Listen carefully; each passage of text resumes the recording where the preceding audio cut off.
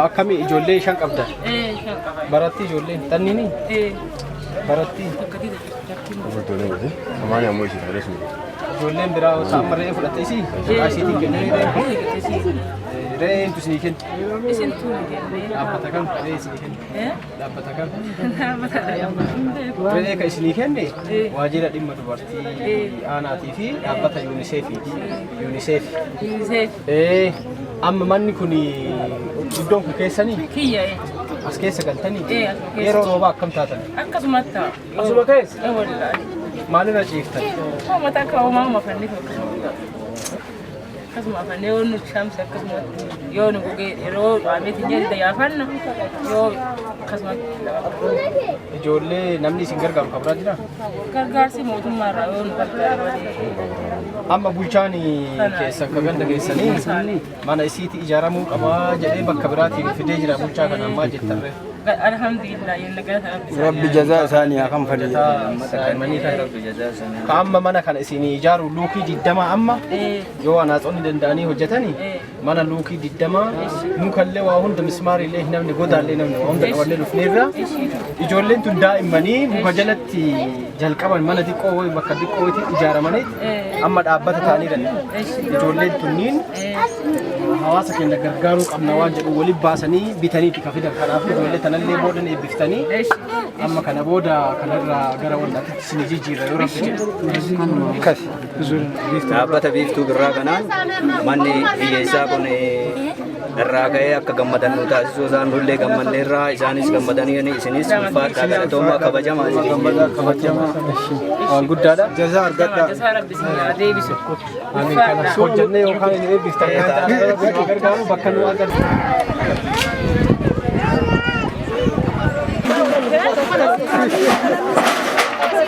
Dadab. Shuf. Amma magara bisi dubbat. Kami yo hadami jaran tu hadami gama. Akkasuma deeba shara halina marra kadhadhee ka'eet baawwadhee hadami gira kan bakka.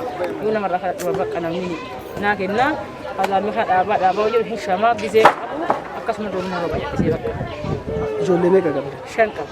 Ijoollee 5. 5 qaba. Shananuma nama kana keessatti waliin jiraata. Asuma jiraadha. Namni armaan dura dhufee isin gargaaru isin ijaaru yaalee jira.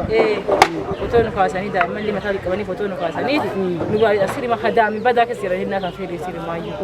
Akkasuma roobee bakka footoo nu kaasanii ka'anii maqaa kee fudhatanii maqaa daa'imman xiyyaa maatii kee maqaa fudhatanii ka'anii nama hidhaa itti dhiisanii. Akkasuma rabbi maqaa akkasuma eegaara. Garaa.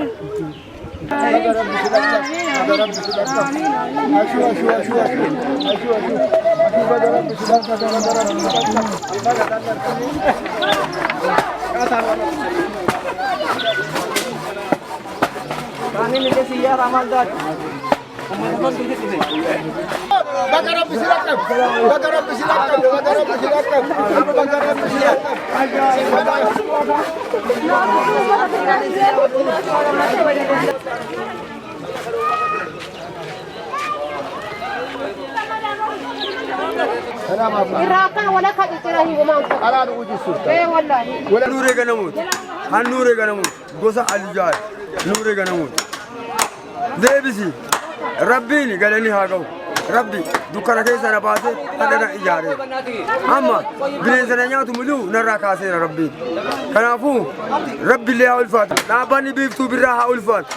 Dhaabbata biiftuu birraa Rabbi haa eegu. Dhaabbata biiftuu birraa bismillah goodda haa ba'u.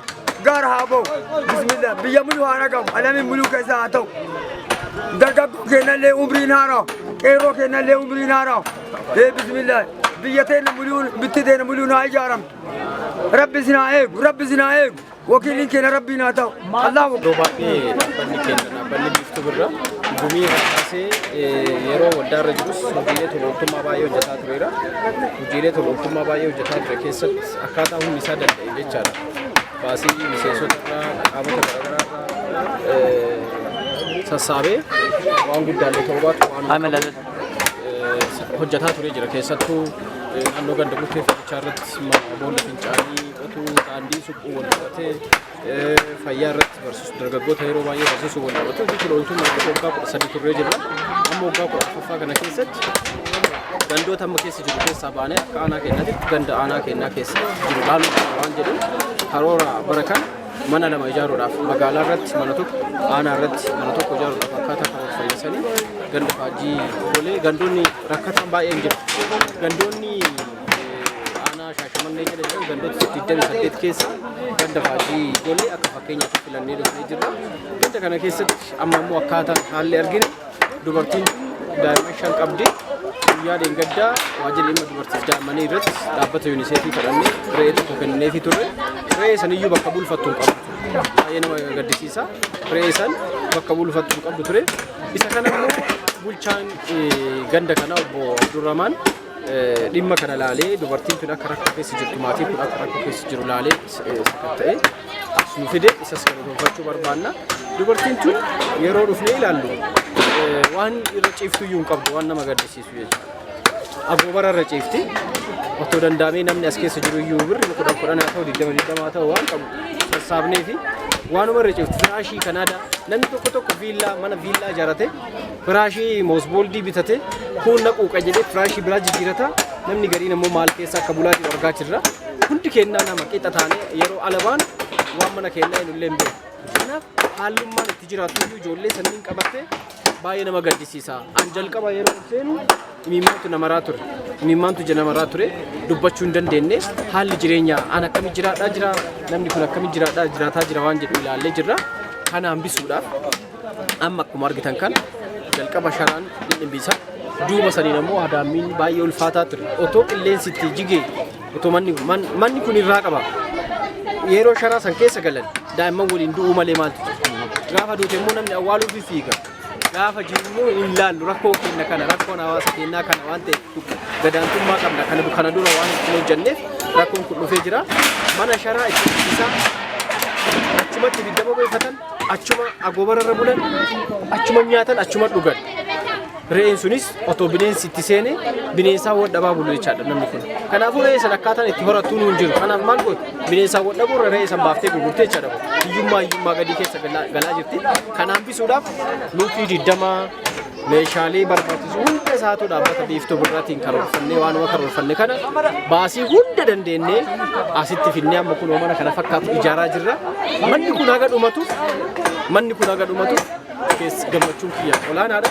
Ammas mana kana akkanatti dhiifnu amma danda'ameen dhakaallee finnee hawaasas hirmaachifnee dhakaa finnee akka dhakaadhaan hidhamuuf maaliif qilleensi jisuu danda'amu deebinee immoo yoo danda'ame firaashiillee akka bitamuuf hawaasuma kana wajjin taanee bulchaa gandaa waliin taanee hirmaachisuu qabna jechaadha. Namni kanaa gadi jiraataa baay'eetu jira iddoo baay'ee jechaadha. Akka carraa ta'ee mul'atee jira. Kunoo gammachuu hawaasa kanaa akka argaa jirtanii baga hojjenne baga dhuufne jennee gammannee jirra. Hojjechuu kennaan gammachuu guddatu na dhaga'ama. Kana boodas ni hojjenna. Jireenya hawaasa keenyaa jijjiiruudha jiraachuun kenna malee akkanaan jiraannee konkolaataa gaarii yaabbannee uffata gaarii uffannee nyaata gaarii nyaannee jiraachuun jedhamu sun. Yoo hawaasni keenya jiraate jiraanna waan ta'eef hawaasa keenya jiraachisuudha kaayoon keenya humna qabnu jechaadha. Kanaaf hojjennee kana fakkaata.